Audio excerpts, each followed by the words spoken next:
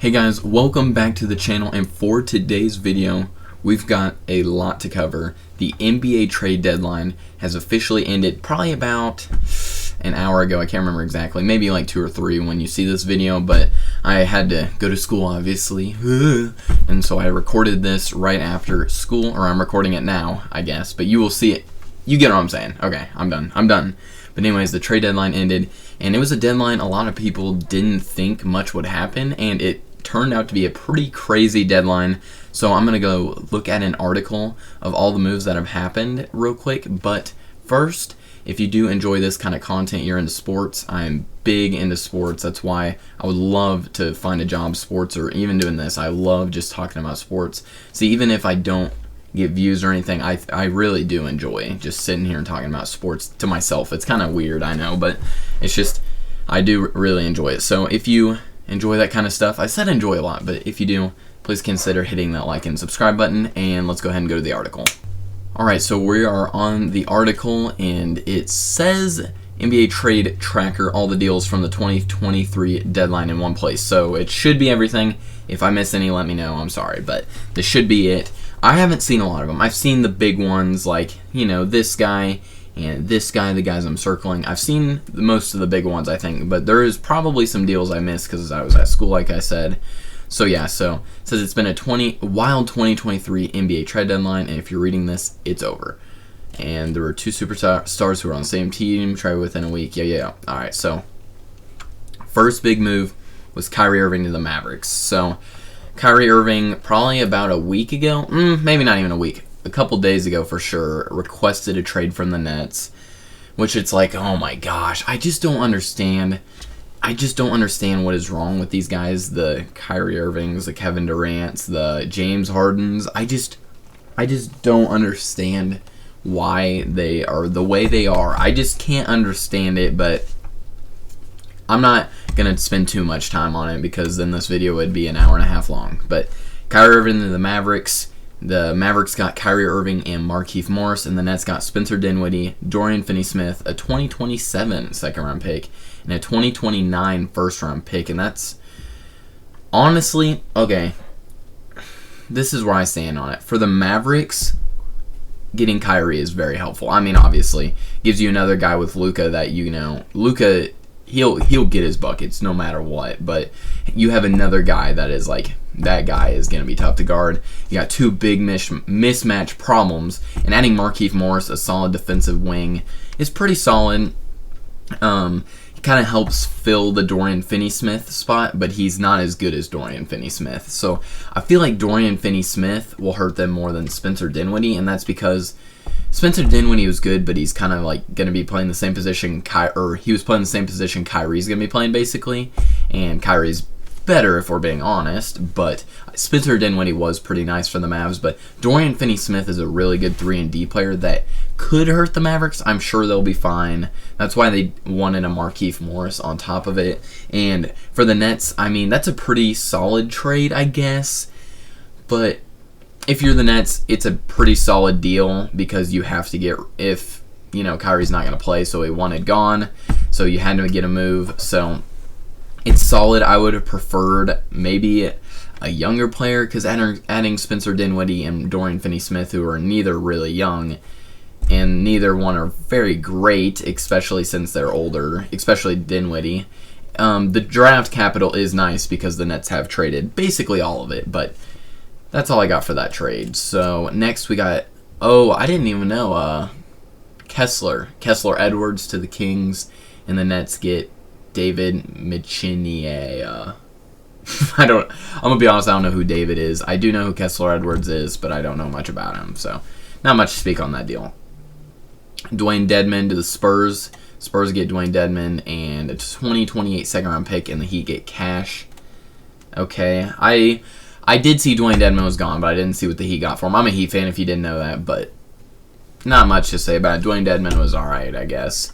I really am not a fan of getting rid of a second-round pick, though, for cash. I don't really understand that, I guess, but it is what it is. Now, one of the other big trades, Russell Westbrook, got traded from the Lakers. Finally. I mean, I'm a Russell Westbrook fan, honestly, but I'm just saying a lot of people want him gone, and he's getting so much hate. I honestly wanted to see him somewhere else where he's not going to be hated on near as much, because the Lakers are a huge market team, and that's just how it is. But the Russell Westbrook, D'Angelo Russell, and Mike Conley 3-team trade. The Jazz got Russell Westbrook, Damian Jones, Juan Toscano Anderson, and a Lakers 2027 first-round pick. I didn't see that. The T-Wolves get Mike Conley, Nickeil Alexander-Walker, a 2024 second-round pick, 2025 second-round pick, 2026 second-round pick, and the Lakers get D'Angelo Russell, Jared Vanderbilt, and Malik Beasley. So, this is where I'm at with this trade. The Jazz, who did the Jazz trade? They traded Mike Conley, which I don't really understand because they got Russell Westbrook, which is just an older, or they're around the same age, I guess, maybe. But Russell Westbrook's a little bit more expensive. I don't know. I guess they wanted some I guess they wanted that pick. Juan Toscano Anderson, or Damian Jones. I mean, it's all right for the Jazz, I guess. The T-Wolves got Mike Conley, Nickeil Alexander-Walker. If I'm being honest, I think the T-Wolves took an L there because Mike Conley is not as good as he was. Nickeil, if he's good, will be nice. The draft capital is nice, I guess, but you want to win now. You got Anthony Edwards, Karl-Anthony Towns. You want to win now. And I think trading D'Angelo Russell, Jared Vanderbilt, and Malik Beasley is going to make them a significantly worse team. D'Angelo Russell's good. Jared Vanderbilt, a great defensive player. Malik Beasley is a really good scorer. So I think that hurts the T-Wolves. I think that's an L for the T-Wolves, if I'm being honest. Let me know what you guys think. But I think the Lakers, if you're the Lakers, that is a great trade. Russell Westbrook, they didn't want him anymore. And you got D'Angelo Russell, a pretty solid replacement. You got Jared Vanderbilt, a great defensive player, and Malik Beasley, another scorer. And you got Rui Hachimura earlier. So I think that's a really good move for the Lakers and could help them out significantly. So Josh Hart to the Knicks. I did not see that. The Knicks got Josh Hart, and the Blazers get Cam Reddish. Did I hear a video? I don't think the sound was on, but maybe I'm tripping. But anyways, the Blazers get Cam Reddish, Svi Mykhailiuk, Ryan Arcidiacono, a 2023 first-round pick.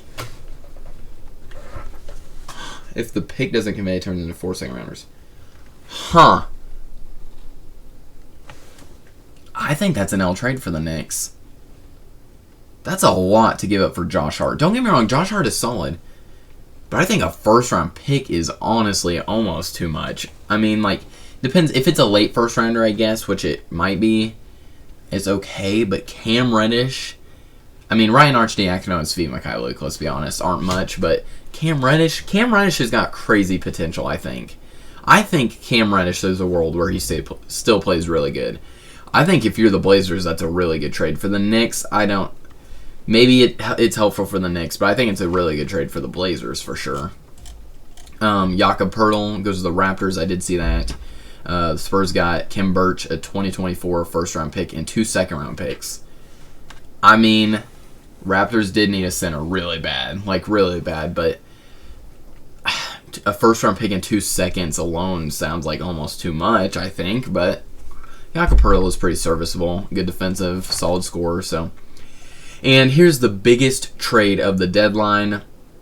Kevin Durant to the Phoenix Suns. The Suns get Kevin Durant and TJ Warren, which is pretty good.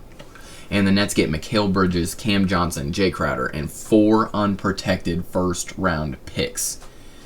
This is where I stand on this trade. I think Suns, okay, obviously Kevin Durant, one of the best players in the league, and TJ Warren is pretty solid. I think that's a really good deal. I think Mikal Bridges down the stretch could hurt him a little bit not having him because he's like the Iron Man. He's the glue guy on that team. Plays great defense. He hits threes. He plays every game. He does not miss games. Cam Johnson's a pretty good guy off the bench, and Jay Crowder is also another pretty good piece. But you get Kevin Durant and TJ Warren. I think it's honestly. I think it's about as good as it gets for both sides. The Suns get Kevin Durant, one of the greatest players of all time, an older guy, but he's still elite. And TJ Warren is also a pretty good piece that's also a bit older, which for the most part their team is a bit older, especially now. And for the Nets, you get Mikal Bridges, who's decently young, Cam Johnson, who is young. Jay Crowder's a bit older, but he's just another guy to throw on top. So I think, Cam Johnson could be a guy to build around. Maybe not. He's maybe not that good, but... just some nice younger pieces, and then the 4 unprotected first-round picks. and a pick swap in 2028, which is really nice, those picks, because as you know, the Nets have traded like all their picks away. They traded for Kevin Garnett and Paul Pierce and all them back in the day, which ended up being the picks for like Tatum and Jaylen Brown. And then they got all the first round picks that they got rid of recently for Kyrie and Durant and all that. So, you know, they gave up a lot. So I think that really is a pretty solid deal for most sides. I think that's better than the Kyrie one, maybe. I don't know. You got Thomas Bryant to the Nuggets. Okay, so do the Lakers have a center? Maybe there's one I missed out on, or they're going to play AD at the 5? I don't know, but Nuggets get Thomas Bryant, so they're going to have Thomas Bryant be the backup, I guess, unless they're playing Jokic at the 4, or him at the 4, which I don't see personally, but you never know, unless there's something I missed out on. But Lakers get Devon Reed and 3 second-round picks. Okay, whatever. Celtics get Muscala. I mean, yeah, he's a 4, I believe. Yeah, he's a solid 4. He can shoot pretty good, so help stretch the floor out. I don't know who they have playing the 4. I ain't been watching too much. I'm guessing it's Al Horford, but he might be the 5. So, yeah, solid shooter. The Thunder get Justin Jackson and 2 second-round picks. All the second-round picks for Jay Crowder. Oh, so Jay Crowder got traded again. Okay, just imagine getting traded twice in one day. That'd be kind of wild. Or maybe 2 days. I don't know if the trade for Durant was yesterday or today, but I saw this morning. But the Bucks get Jay Crowder and the Nets get 2 second-round picks. Pacers get George Hill, Serge Ibaka, Jordan Nwora, and 3 second-round picks. Okay. I mean, Jay Crowder, the Bucks, honestly, I think that's a good move. I'm a Heat fan, so that year he was on the Heat, he was a pretty solid forward, played pretty good defense, and could shoot pretty solid. He's just a nice, pretty solid piece to have. He's like really aggressive, which I really like to watch. So I think that could help the Bucks out, especially if they make another playoff run. So 11, a 3-way trade involving Matisse Thybulle. So Matisse Thybulle got traded, and they get Jalen McDaniels. Hornets get Steve Mikhailuk, second-round picks. Okay. Nothing crazy. Matisse Thybulle's a really good defender, though, so that might hurt the Sixers, but I don't know how much he was playing, so. Oh, I saw this one. This is also a pretty big one. A 4-way trade. So the Hawks get Saddiq Bey. The Pistons get James Wiseman. The Warriors get Gary Payton II back on the team, and the Blazers get 5 second-round picks. Okay, so Gary Payton, we'll talk about that one first. A lot of Warriors fans really liked him, and he was a great defensive player, a nice guy to have on the team. And getting him back on the team is pretty good for the Warriors because they've been kind of struggling. So, and I'm a Crispy Flakes fan. I've been watching him for years, and I don't know how he's going to feel about this trade. Honestly, he might feel a little mad because he loves Saddiq Bey. And Saddiq Bey has shown a lot of potential. But it's hard to tell because Saddiq Bey has been better in the NBA, but James Wiseman's probably got a higher ceiling and got more potential. But injuries and all that. But Saddiq Bey, I think, also has a crap ton of potential. And I don't know how Crispy Flakes is going to feel about it. I kind of want to see what he says. But I don't know. I might react to it later or something. I don't know. I might watch it later. But I feel like Crispy Flakes might not be happy about that one. James Wiseman was the 2nd overall pick, though. So you never know. But definitely has that potential. It's just, will he play? And will he ever reach that potential? So Bones Highland to the Clippers. Nuggets get 2 seconds. I saw that one. Nothing crazy. Hawks get Garrison Matthews, Bruno Fernando, and the Rockets get Justin Holiday, Frank Kaminsky, 2 second-round picks. How many is there? Holy crackers. Okay, it's almost done. Okay.